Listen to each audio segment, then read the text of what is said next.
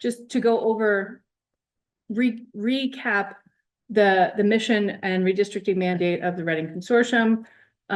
It was created in 2019. And basically the point of the Redding Consortium is to, figure out how to improve the educational outcomes for students, primarily in the city of Wilmington, but all of Newcastle County, and some legislation there as a recap. I'm sure if anyone wants to go look through them, we don't need to go through them in great detail. So the structure of the consortium itself, there's 28 people on the full body of the Redding Consortium. And then we are on the subcommittee for fiscal impacts. So we are not considered Redding, not all of us are Redding Consortium members. I believe, Aaron, you are, and I'm not sure if any of our other committee members are. Matt technically is not on the subcommittee, but he's obviously part of the full consortium. And then I do believe the Secretary of Finance is ex officio on the consortium, but yes. Yeah. Mm-hmm. All right. And then, as Aaron mentioned earlier, our staff support is provided by the IPA at UD. Okay. So we are going through our 18-month timeline to create a redistricting plan. This started in May of last year. So I believe that the landscape analysis continues to be underway by a consulting group that was brought on. And, we have been tasked with, and I think here we go. Yep. Our charge as the Fiscal Impacts Subcommittee is really looking at the resources that will be required from state, district, and local sources to support the redistricting transition and provide for the effective ongoing education. I'm not going to read everything that's on the slides. So that is basically what we have been trying to focus on with the data that Aaron mentioned that we've been looking at. The one thing that I skipped over, the Redding Consortium has agreed on, I believe, 2 sort of points in terms of the plan that they want to see moving forward. And I'm trying to, my slides want to move sometimes and not other times. There we go. So the focus being on 2 or fewer districts serving City of Wilmington students, rather than zeroing in on any one plan or any one, reconfiguration of geographic lines. They kind of left it open that it was to be 2 or fewer districts serving the City of Wilmington. So everything else is sort of up for grabs. I can hit this. Yep. So in addition to the Fiscal Impact Committee, just the update, there are the Operational Impacts Committee. And so that one is focusing on the overall decrease of disruption as we look at this plan for ideally 2 or less districts to take over all of Wilmington, and the others Community Engagement Subcommittee. And so that one also looks at how to engage the community in this process, in this conversation, and then move forward. You can read everything right there. Those meetings also are open to the public if you ever want to attend, but the goal is that fiscal impact, operational impact, and community engagement all combine to share information so that this plan, when it is submitted from the Redding Consortium, is definitely involved in community and also the least amount of disruption as well.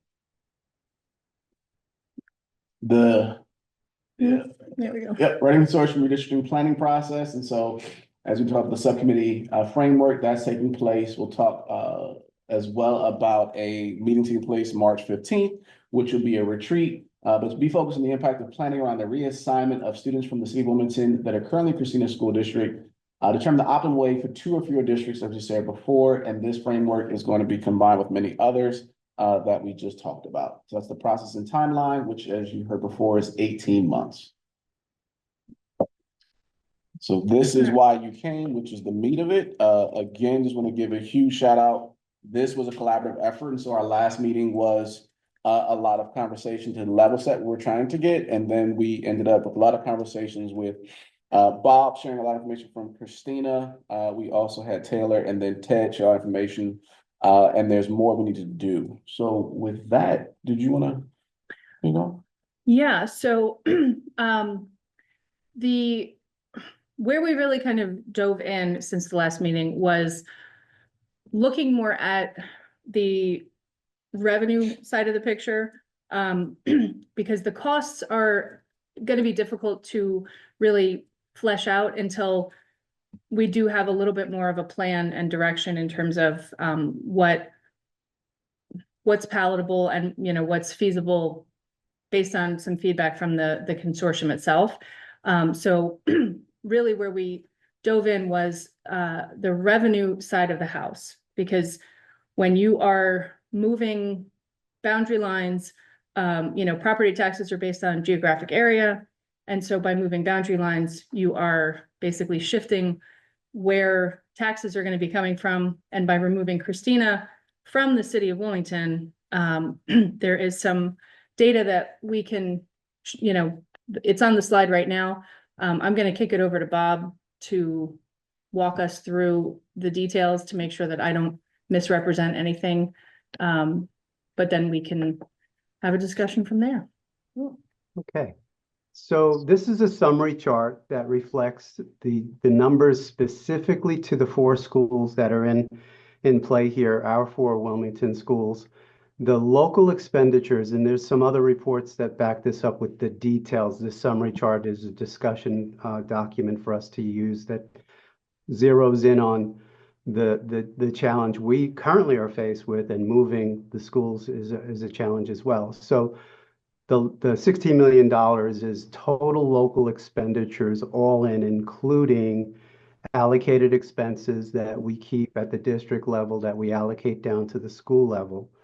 At Christina, we do a very granular accounting, so all of the expenditures that we incur are actually recorded at the school level. We have very few expenses that we keep relative to the total that we keep at a district level for allocation purposes. We really did a deep drill down on this probably about 4 or 5 years ago and have continued. So I feel very comfortable that $16 million is a pretty close to precise number that we're working with.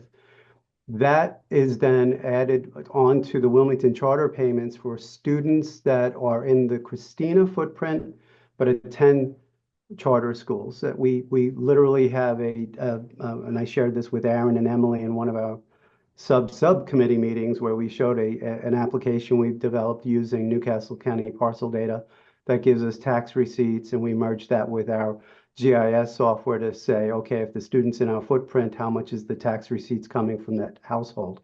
And then, of course, all taxes collected in Wilmington is right below that at $6.2 million. So even if you remove the charter school from the factor, we're about 10 million underwater with taxes collected versus expenditures laid out. And so the total shortfall there is 18.5 million. What's interesting with this, though, is I'm not sure if you have this report, Emily, but the one that details all of the schools from highest to lowest. Do you have that chart that you could put up? Not to share tonight.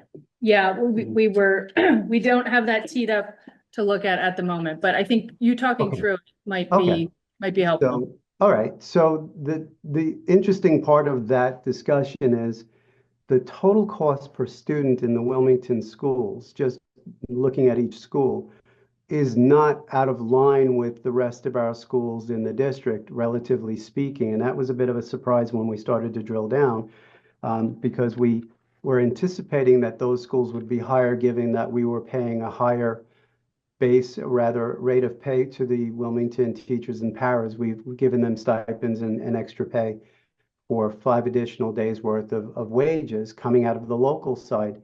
However, the staffing challenges in those schools offset that. So the numbers are normalized to a place where, when I look at it, and I actually have it on my side, the average drops from like $11,000 for Bayard and $11,200 for the Pritch Academy. right behind that, I've got Downs Elementary, Leisure. They're all in the 10,900, 10,800, 10,800 cost per student. The dollars are not really out of line in the cost per student in the school.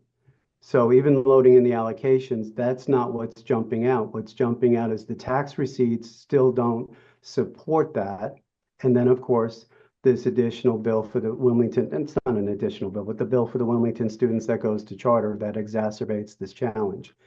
So we did this. We started this work probably about a year and a half ago in anticipation of this discussion. So we built this application a while ago, so we could say with some fidelity what's moving, what's in play, so we can move the spaghetti around the plate and see what the impact would be. This is 2024 dollars. This is last year. We already know that this number is going to go up because our charter bill has gone up $5 million over last year, which would, a portion of that would be allocated into Wilmington. So I'm imagining that the Wilmington charter payment will probably be more in the order of 11 million, 10.5 to 11 million. So that total shortfall will probably be closer to 20 million this year end when we're fully loaded in with all of our expenditures. So, and then we're not certain, of course, as everybody knows with the reassessment, what the impact on the tax receipts will be, but we will try to neutralize the rate so that doesn't go up. We don't expect that revenue will go up so dramatically that it's going to make a significant impact on the shortage, on the shortfall. So any questions on that? That's kind of a dry description of what's going on here.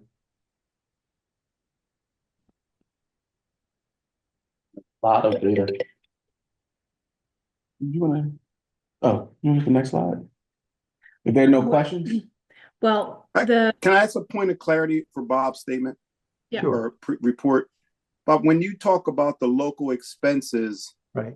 at 16 million and some change, Right. and then the charter payments, is that eight of the is No. that 8 part of the 16, or is that a separate expense?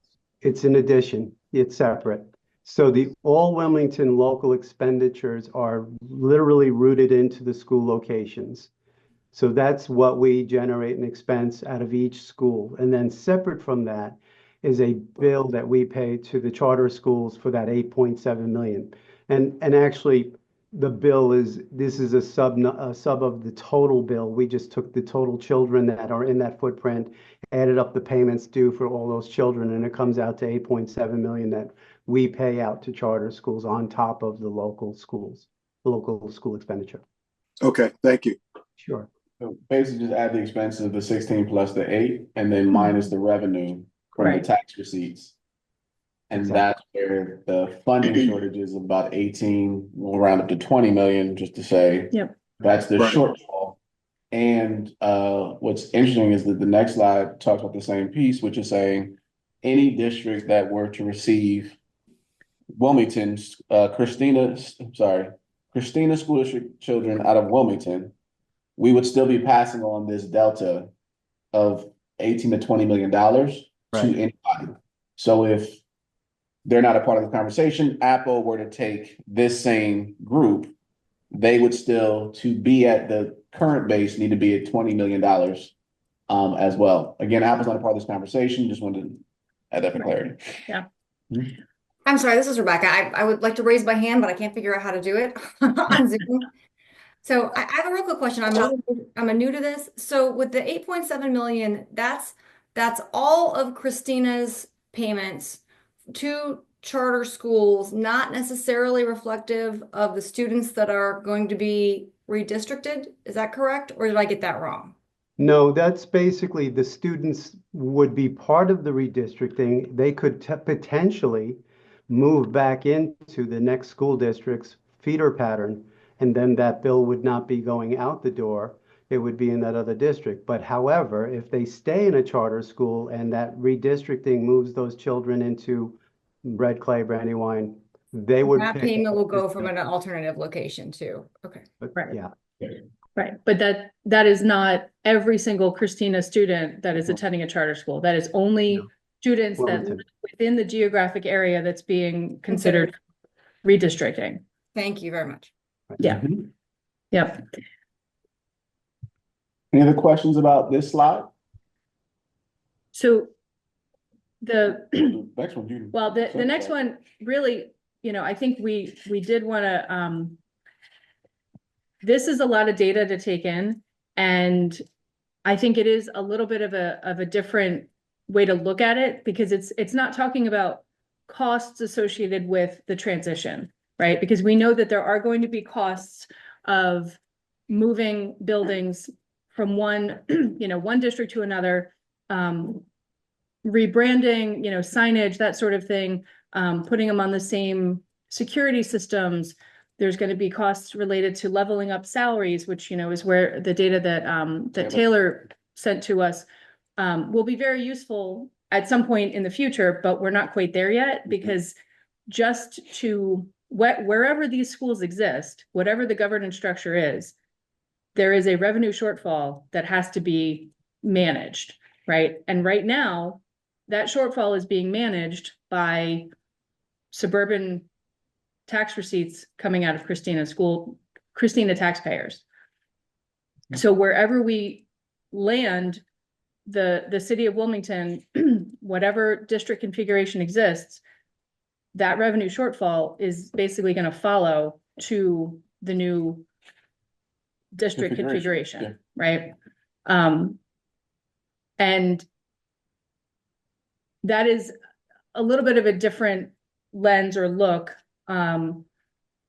because we have to deal with that structural problem before we cost out. I mean, we can do them simultaneously, but unless we have a structural fix for this revenue gap, it's going to be really hard to move anything anywhere, let alone, deal with the issue of, we know that Wilmington needs more resources, because the outcomes, not just in the Christina section, but, outcomes in general for Wilmington students are not where we would prefer them to be. So we really wanted to, spend a little bit of time kind of diving into this perspective of the issue, getting questions that you guys have, not necessarily questions that you think we have the answers to right now, but just, what does this make you think? Where would you go from here, in terms of, what do you think the committee needs to consider based on this structural shortfall? And if you want to do the next two slides. Yep. The next one synthesizes exactly what, this is perfect, what you're talking about. And then this is, shout out to Ted. So putting together, just for context, for our committee, we're the fastest moving committee in all of Redding Consortium's history. Matt then agrees with that, from his viewpoint as leader. And what that means is that we're now, because we figured out this one piece of shortfall, we had to figure out in our last meeting, well, what are the numbers we're actually talking about? And then Ted said, let's put this in the visual. So thank you for doing this, Ted. And one, you currently have the revenue, so that's $6.2 million. The delta you see right there is the $19.9 million. And then we have to get more information from the other committees, because to what Emily had just shared, if the decision is that salaries must change at a district, if the decision that every kid is one, not here in Delaware, but some district gave everyone a bike. I saw that on the news recently, or everyone gets et cetera. And if everyone got a brand new computer, then this would be what would solve the problem for education. So this is just level setting where we currently are. Whatever the receiving district is, or the new configuration, will also then to make some adjustments, as well as what is the appropriate number to really make sure that a child in Wilmington, in Delaware, is being successful. Our job is not to determine that. So the fiscal impact is looking at simply the fiscal impact of it. And as we get more information from other committees, then we factor that in. As we get more information from what the configuration will be, we factor those things in. Which will also, just to get you ahead of time, we're going to not have monthly meetings, because we got so far ahead of ourselves and need to pause for other groups to tell us what factors, and also leadership in the Redding Consortium to say, this is what we'd like to do. So normally we would tell you at the end of our meeting when the next meetings will be, or do a survey of that. We're going to just pause on that As I shared earlier, there is a meeting taking place on March 15th, which is a retreat. And then we'll have more data off of there. There's also AIR is meeting with different groups and gathering more data. And there's also, as we talked about taxes earlier, that's going to also be shifting as well. And the other slide is also just a continuation of this. Yep. And so that's where you see the waiting on other committees and waiting on other pieces. And for the final cost, as soon as we get that, we will be done within 1 week for everything. But we currently don't have it because we're waiting for other groups. In the meantime, we've also, for context, been pushing that we would love to have as many decisions and as much knowledge. And so there's a push for everyone involved in this conversation, because we do understand this is impacting lives of children and of staff and of districts. And so while we are waiting to get more answers, this is also something that are impacting districts in Newcastle, whether you are in Christina, whether you're in Red Clay, Colonial, and Brandywine, there will be impacts. And so any questions on what I just shared and also the slide that we just shared with you, these 2 slides? Dr. Bass, not a question, more so a statement to, serving as the mayor's designee, I've attended the other 2 subcommittees, and not in every case, but when we looked at the things that impact the financial side of it, i.e. some of the examples you gave, leveling up, transportation, those sort of things, I think those committees, I shouldn't say I think, it was stated that those committees are concerned that they can't answer that question until they know the plan, right? Like, so for example, we don't know if we have to level up, and I'm making this up because I don't have anybody's pay scale memorized, but like if the receiving districts are already paying lower, then they don't have to level up. So that's a number that they can't answer until they know what it is, right? When we think about transportation, increase in busing for one, decrease in another, impacts on gas because of mileage being close to short. So those were some of the conversations, and I don't know if those are great examples, but just so for you to hear some of those conversations, because I've been on both of those other committees earlier this week, they feel like they can't answer some of the questions that you guys are waiting for until they know what the final plan is. Does that make sense? It does. And that's also why I think it's important to have the offsite, also to be upfront with our group. And also, since you've been to other committees, you can also attest that my statement of this is the best committee is true as the mayor designee, and we appreciate that cosign. I agree with you. Yep. Yeah. Yeah, the order of operations of, because I realize that the consortium wants to have a cost, right? They want to know, we're going to put this big thing on the table for the Delaware General Assembly and everyone to support, and we want to have an accurate idea of what it's going to cost.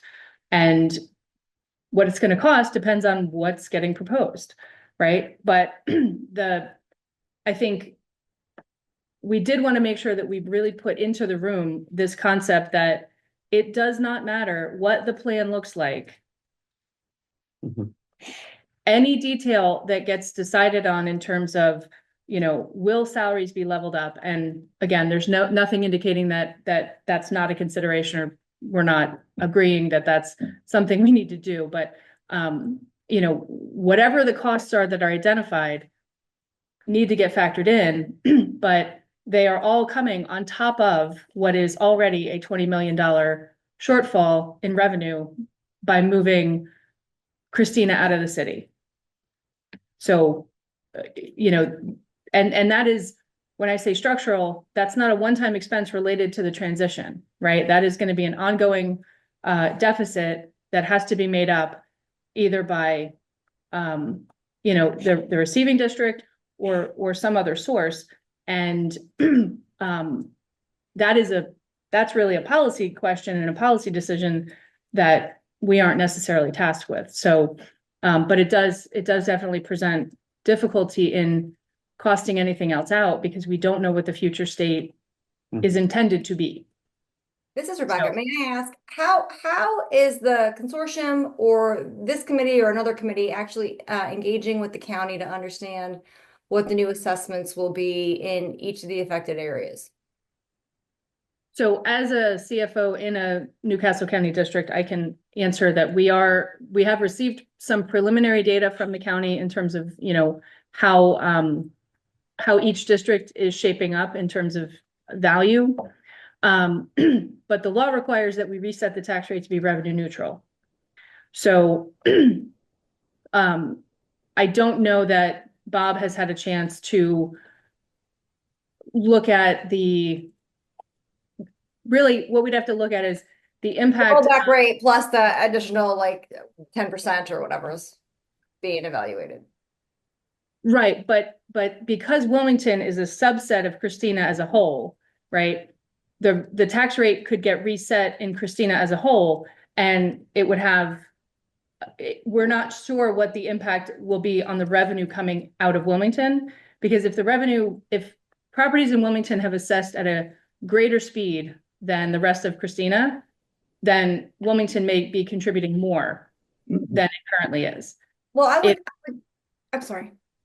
If the city of Wilmington has not assessed or grown as much as the rest of the Christina district, then that 6.2 million that it's generating now could actually decrease, right? Because Christina as a whole has to reset its tax rate, and that's based on total revenues. It's not a rate for Christina and a rate for Wilmington and a rate for Newark. Mm-hmm. Right. Well, that's what I was trying to understand is that it seems to me, and maybe I'm misinformed, but it seems to me like what a lot of this is going to be is not only about expenses, but about revenues, right? So there's a whole lot in flux currently with respect to the reassessment. And, I may have the timelines wrong, but I thought it was something like March 1st statutorily where the counties will have the reassessments completed. And maybe that's shifted. I don't deal with that on a regular basis. And then from there, forward, the districts have to do something so that the counties can then modify their systems and be ready for those tax bills that go out in whatever it is, August or September. So there's kind of a narrow time frame where a lot of information should become available, I would think, for actually calculating the specific districts in terms of how they exist now, and then what they would otherwise look like under a modified version of this. Can I take a shot at that? Please. So I built an application that's using the current assessment value. Once the reassessed values are actually populated in Newcastle County tax parcel, I'll be able to download that and say precisely how much the impact will be. And so as soon as the Newcastle County updates their current assessed value with the new assessed value, we'll be able to draw on that and actually predict what that receipt change will look like. Looking at the demographics and how the taxes are currently collected in Wilmington, there is a very, very lean number of tax-paying properties in Wilmington. So while it may go up, it's not that likely that it's going to have a market improvement on this relative to the base that we are looking at and where we see increases. Into Emily's point, if the average property value goes up in my district 469%, which is what the last assessment looked like, the Wilmington properties could be only going up 200%, while the suburban properties could be going up 500%. My rate's going to be based on my average. So to Emily's point, my rate may actually lower the Wilmington receipts in an unintended way. It wouldn't be a deliberate way, but there's no other way to assess a tax rate across the district without using an average that we receive from Newcastle. So those two moving pieces, what's the new property value look like? When that comes in, I'm hopeful that I can pull that straight out of Newcastle the way I do today. And then does the new projected rate we use actually lower or increase Wilmington's receipts? Once we have that information, it will take me literally probably days to be able to update these numbers and know well ahead of time what we're dealing with. That's fantastic. Yeah, but I do agree with Bob that, conventional wisdom does indicate that 6.2 is likely to decrease. Yeah. So when we put it on the GIS, so what we did was we purchased an application that integrates GIS feeder information with Newcastle and student data. So we're triangulating 3 data sources into one thing to give us an output. When we did that, you could see the areas of taxable properties, and it's so sparse. So The commercial property owners are already calling me going, you're not going to jack up my taxes by like 700% to make up for the missing taxpayers, are you? No, of course not. There's a ton of misinformation flying around out there. So everybody needs to be treated fairly, but there's just not enough taxable property to really make that number dramatically different to cut into the shortfall. Melissa? Marlon? Just a clarifying question on the next slide. Where was the 19.9 million coming from? We were rounding up. That was That was Yeah. from the 18.5 from the previous 18.5. slide. That's the same Yep. thing. Yeah. Yeah. Okay. I think it was, might have been rounding up, assuming, because Bob talked about there's an increase in the charter payment this year. Right. And Mhm. expenses may go up, so. I Okay, was so that's just a 2025 number then. Okay. An informed guesstimate. Yeah. Yeah. Okay. Next slide. Or you still have your hand up, Melissa? Okay. So again, the same conversation about looking at the inequity. We need more information, and so looking at the Redding Consortium approved interim plan, we're gonna have to pause. Right. So I guess we'll throw it back out to the committee, because I do think that, as you think about this, is there anything in particular that hasn't been mentioned, that you're thinking about in terms of how this revenue shortfall kind of reframes the issue, or maybe not reframes it, but just gives a little bit of stark contrast as to the scope of what we're dealing with? Any other comments or feedback or anything? Sean? I just can't help wondering if instead of trying to make up a $19 million shortfall, that whatever district takes over would it be better off allocating like 10 million to Christina to help improve these schools? I mean, we could send 19 million to another district just to maintain status quo, or we could add 10 million to Christina to really enhance these schools in the city of Wilmington. That to me makes more sense than just trying to keep the status quo with 20 million. But that just pops in my head when I see that figure.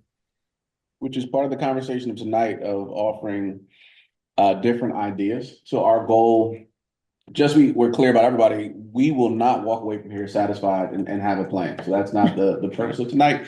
But as one of the proposals, that has also come up in some of our other conversations about, do you add more funding to what's currently taking place? It has come up before, so duly noted. Any other thoughts or ideas? Now that you have this information, to Emily's point. I guess one of the things I would, and I don't know where this fits into the conversation, where do we put, or where do we indicate per pupil spending? Because I think that could be a factor in those numbers someplace. I'm certainly not a CFO, but I just think, because when I think back, and I don't have any numbers in front of me, per pupil spending isn't an issue per se in those schools. Oh, An issue in what way? In that their number is equal or higher than the per pupil spending in their counterparts outside of the city.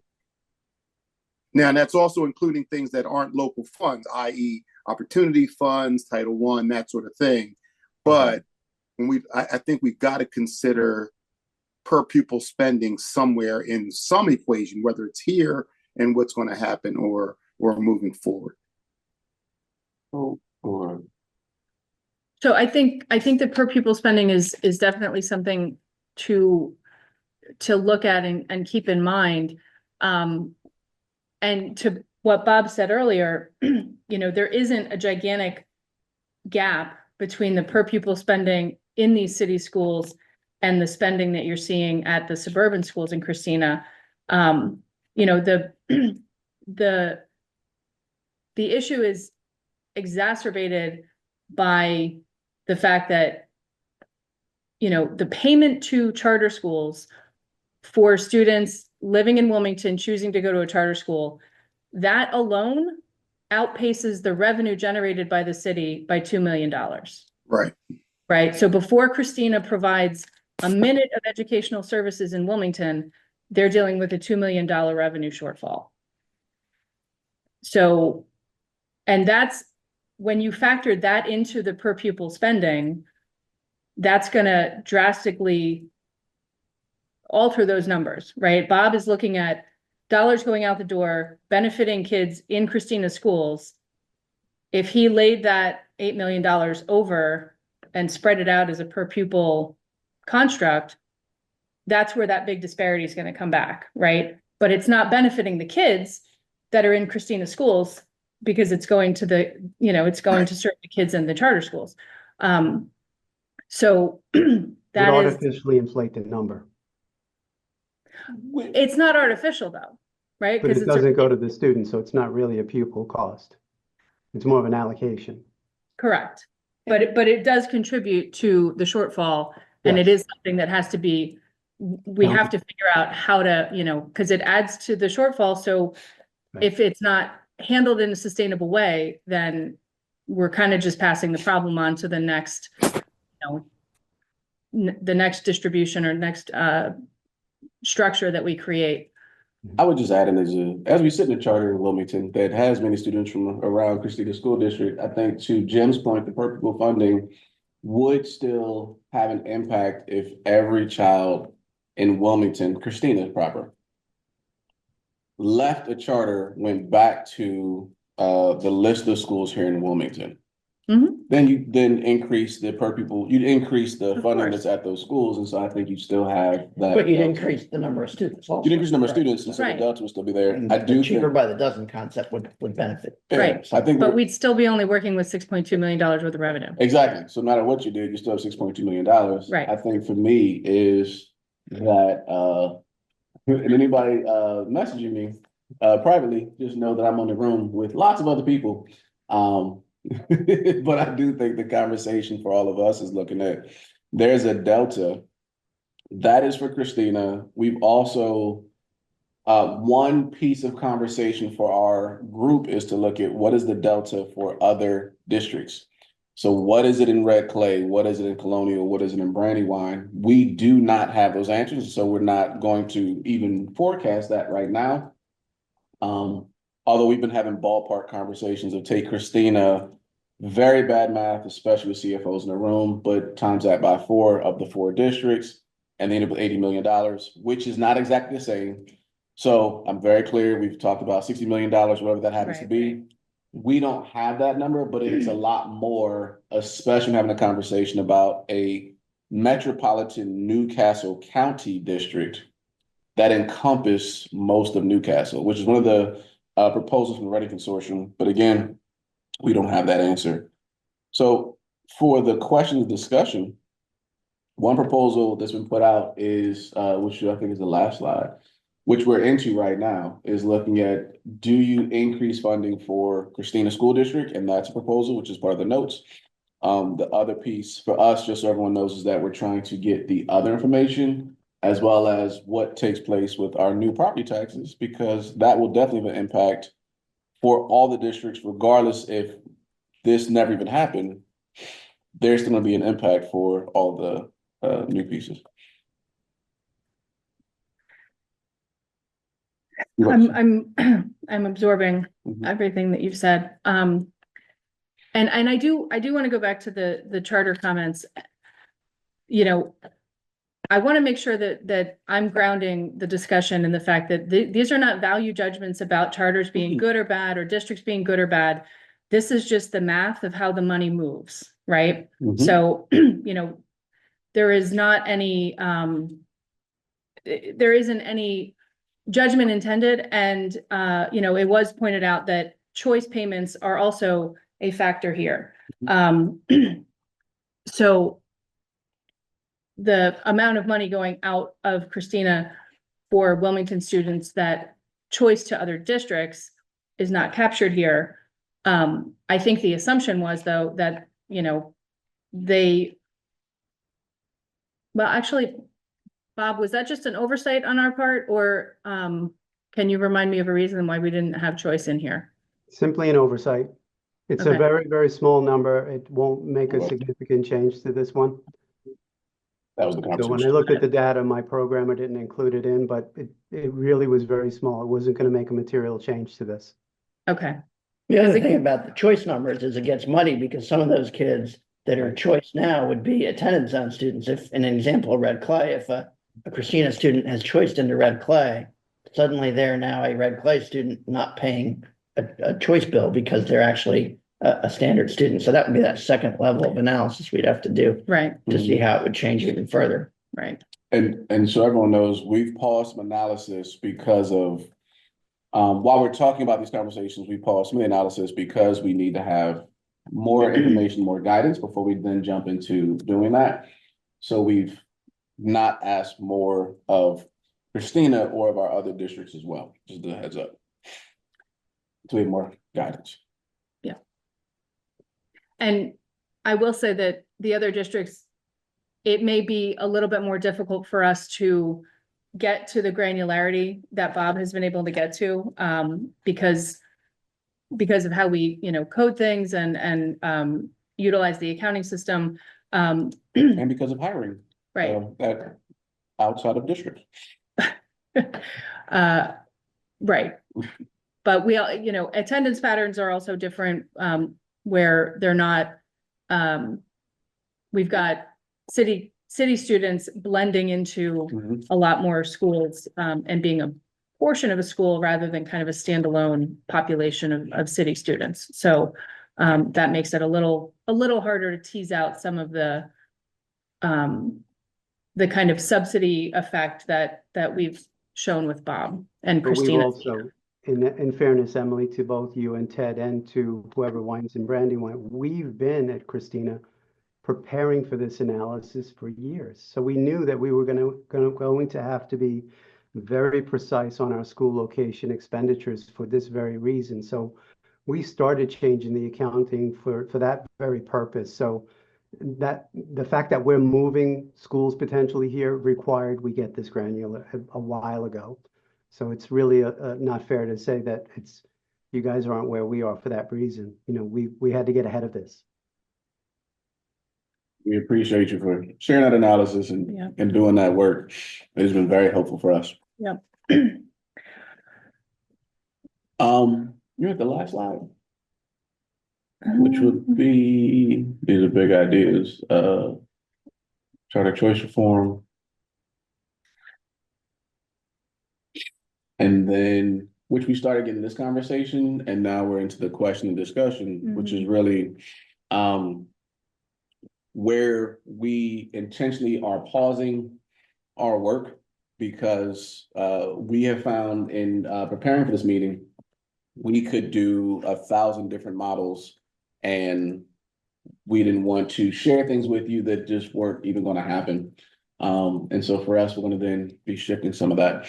But other ideas and questions, conversations, how else we can look at that, how else to raise revenue, how else also to re-examine even the education funding formula, which is also something that's being discussed in Redding Consortium, at the legislature, other places, comes up, I think, every year as well. Would also be a part of the conversation. Again, our goal tonight is not to have solutions for any of that, but simply to jump into what are other pieces that people would like us to share with the Redding Consortium and with leadership. We're so glad to have Matt Den here. And also that people might need more information on. We're being intentional about pausing our work just to know why we haven't given you the breakdown of every district, their city versus their suburbs, and also looking at some of the feeder patterns, also make it where it's not as neat as it might be in Christina School District. Right. So any other thoughts or conversation?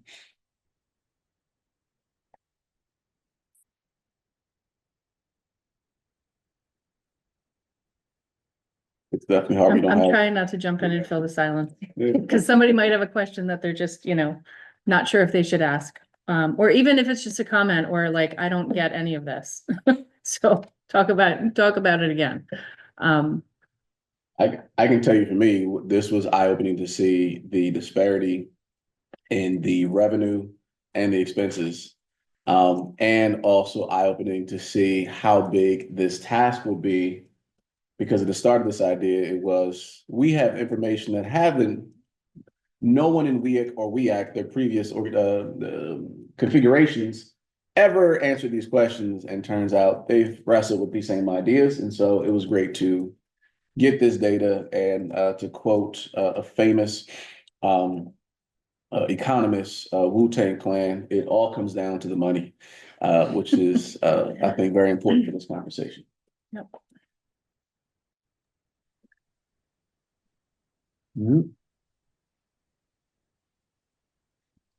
Matt, I saw you came off mute. I was just thinking about quoting Prince back to you and saying money don't matter tonight, but I thought better of it until you provoked me. Yeah, Wu-Tang Clan and Prince. That is those are the economists we're using. There The room you full of go. CFOs There you today. go. I love it. Yeah, Milton Friedman would be proud. Oh, I studied him too. All right. So, I mean, we are semi-close to our 7 o'clock, scheduled time, end time. And again, because we sort of got to this point where, the data that we put out there,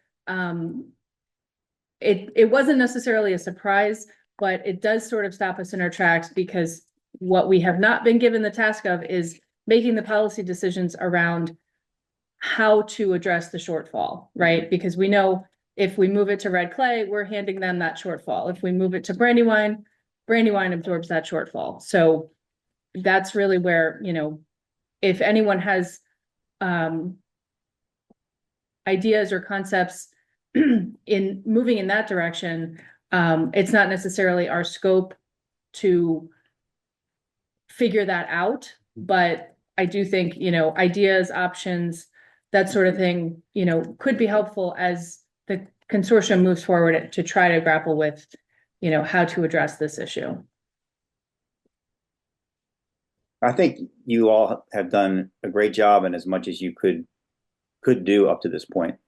And you need to have, that number is going to be a larger number before all is said and done, but there's no way to know what it is until, the programmatic things are firmed up, which they are not yet. And as Jim was mentioning, I wasn't at the meeting, but I saw the notes of the meeting from earlier in the week, and there are other costs, aside from just the automatic sort of student unit costs that group can't specify until it knows, the proposed feeder pattern, or at least has a couple of options to choose from. So I think, this is great and very helpful, but also probably the most that you can do at this point.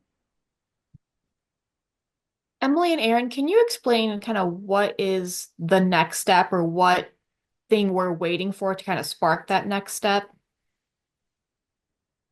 So essentially, outside of identifying, the shortfall, the revenue shortfall that we've kind of been discussing, every other next step, every other next decision or estimate that has to be costed out is dependent on a policy decision that has to be made, right? And we are not the policymakers, and we are not the folks charged with putting the policy recommendations into the conversation. So we are essentially waiting for the consortium to grapple with this information and get back to us on, and I don't think it has to be a fully fleshed out plan. I think some sort of details around,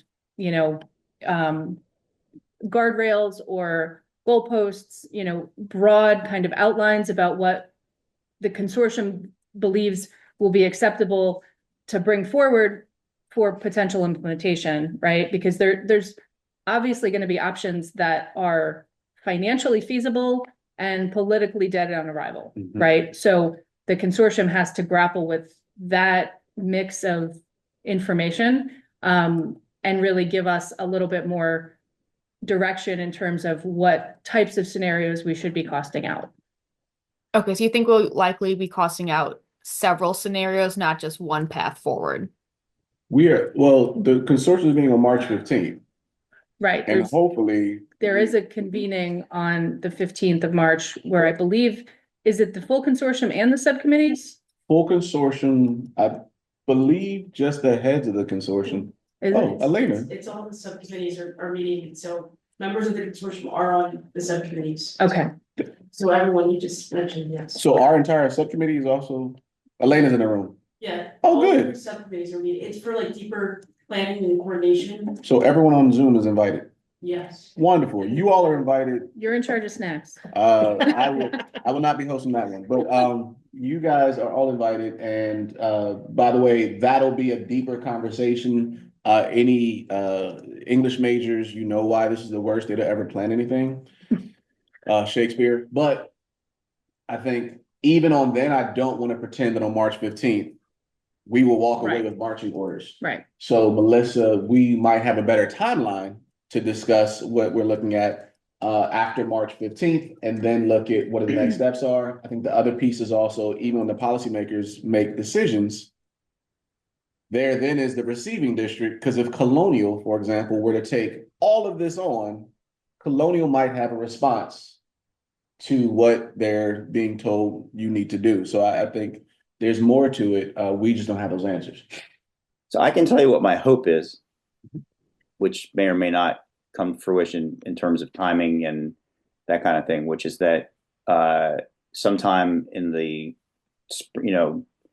late March, April-ish timeframe, that you won't have a single redistricting plan, but you will at least have some option, a small number of options to look at, a manageable number, because there's probably only a few that are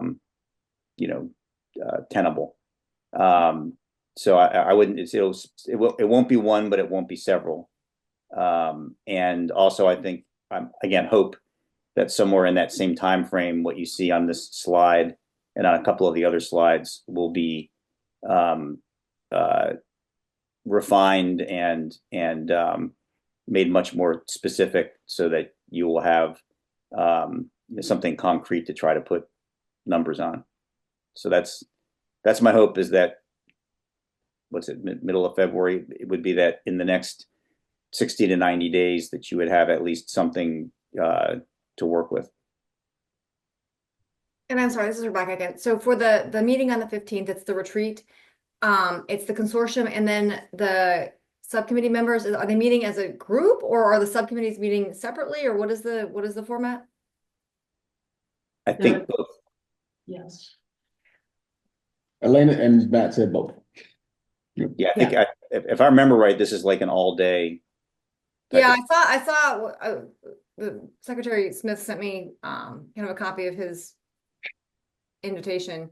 And I was just trying to understand, because if this, I was trying to more put it in perspective, like if this committee is kind of on hold until there's further information, is it that we're meeting for a variety of hours independently, or is it that like there's a consortium with chime in, given that this committee appears to be on pause for a period of time? I was just trying to understand. So is your question, what the heck are we going to be doing in March? Something like that. Yeah, I don't have for this particular committee, I don't have a good answer to that. And we may end up having the larger meeting first. That may make more sense. And Elena, I've missed enough meetings that I might be saying something wrong. So if I am, correct me. But Elena says you're right. She's in the. Yeah. Mhm. It also does occur to me, and I don't want to put anybody else, back on the hook for attending a meeting that this committee may not have direct purpose for, but it does I believe that all of the CFO firepower is on this committee. Yes. So the operational subcommittee and the community engagement subcommittee may have budgetary things that they want to talk about, and our, inviting or our having the opportunity to meet with them and talk through some analysis may be helpful to, ground some of the conversations or some of the direction that they want to move in, because we might be able to give them a better idea of how to cost things out, or give some preliminary estimates or something like that. So we got somebody in the waiting room, Oh, just to let you know. and it is 7 o'clock, but I Yeah, did it want to is. give time for public comment, which is Yes. required by law. Is there anyone here for public comment? Monica? Hello, this is Monica Moriak. I'm on the Christina board. And I'm trying to pay attention because we're clearly going to be part of this on some level. And I find that I learn better if I hear automatically. But I wanted to thank you all for your work. I did have a question, and unfortunately I came late. But in my work, and I've been working with finances through Christina since 2010, around school finances. And in my work, and something I thought about recently, when we talk about per pupil, and I think this is important in this conversation from my viewpoint, how have we looked at separating out what is true education costs versus where we talk about the social costs, the wraparound services and those type of things, right? That in a lot of ways could actually ideally need to come from a different department and not necessarily be overseen by people whose primary role is education, and are these things that need to be there, right? They need to work with us, but are there cost savings in having someone who's doing that not through each individual school district, but for a community as a whole, no matter where their school, the families, children go to school. And so interesting to think about that, and something that you may have started with on your first slide, because the other two that I sat in on did, the idea that there are 16 different governing agencies for education for 11,000 children in the city of Wilmington, right? That's less than 1,000 per governing agency. And so we talk about the challenges and how much money may or may not be wasted or lost in Sussex County and the number of small districts they have. But is there a way to look at potential cost savings that would come from kids actually not having, like, it's bus savings, like how much money could be saved from a bus standpoint? So are those things that we can quantify? And should they be part of the conversation, right? There'll be other on the other side, because clearly there are struggles. But I am kind of curious to see, should we look at them, and should some of this not be going through education, which is a large part of property tax? And so we're asking different property owners to take things on, but should be part of what state and local governments do through their social programs and labor and improving economies in the communities. I think we won't have that answer, and we're in public comment, so I think for your point, though, this is definitely being added to the minutes as we think about, for the larger piece, how do you look at other people being part of this conversation? And I think we need to add that, so thank you. Any other members of the public? And thank you for your service on the board of CSD as well. Any members of the public would like to speak?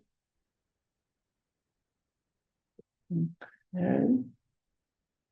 Well, thank you all for your time. Definitely feel free to email back to Emily and or myself, as well as Elena. We appreciate you all for being here. If you'd like to come hang out and check out the STEM Hub, you're more than welcome. And it's open to the public, so we'd love to invite people. And also thank you, Matt, for being here as leader of the Redding Consortium. With that, time is 7:05. Everyone have a wonderful evening. Thank you, everyone.